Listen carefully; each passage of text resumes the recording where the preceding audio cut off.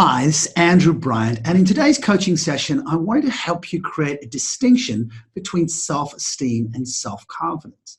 Because whether you're being coached, coaching yourself, or coaching somebody else, it's important that you know the distinctions between self-esteem and self-confidence because the intervention for each is slightly different.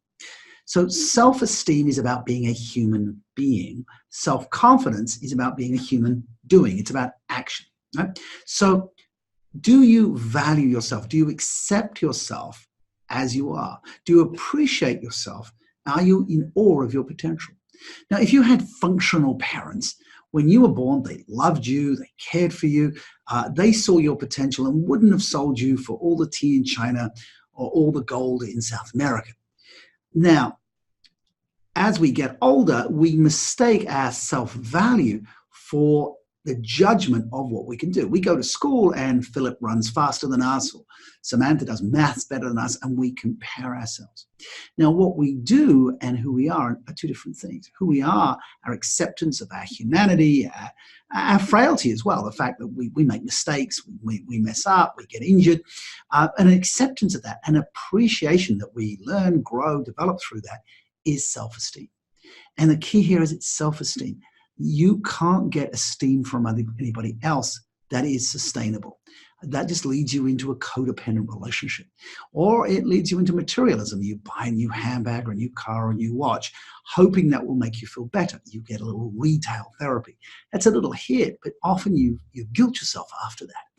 Just totally accepting yourself as a human being, as you are, is the core to self-esteem. Now, self-confidence is your human doing. What are you confident to do? And this, again, is self-confidence. Now, the world will judge our actions. We will be measured in terms of how well we do maths or science or writing or selling if we're in the organization. But you need to know how confident you are to do something. And start with something simple. I mean, did you dress yourself today or did mommy and daddy dress you? You're confident to get dressed. You can walk upstairs, possibly you can ride a bike or snow ski or something. So you need to be confident in your own abilities. And generally that's because you've done something in the past. If you've done it in the past, you can do it in the present. And if you've done it in the present, you can do it in the future. So self-confidence is our self-evaluation on our skills, not somebody else's evaluation.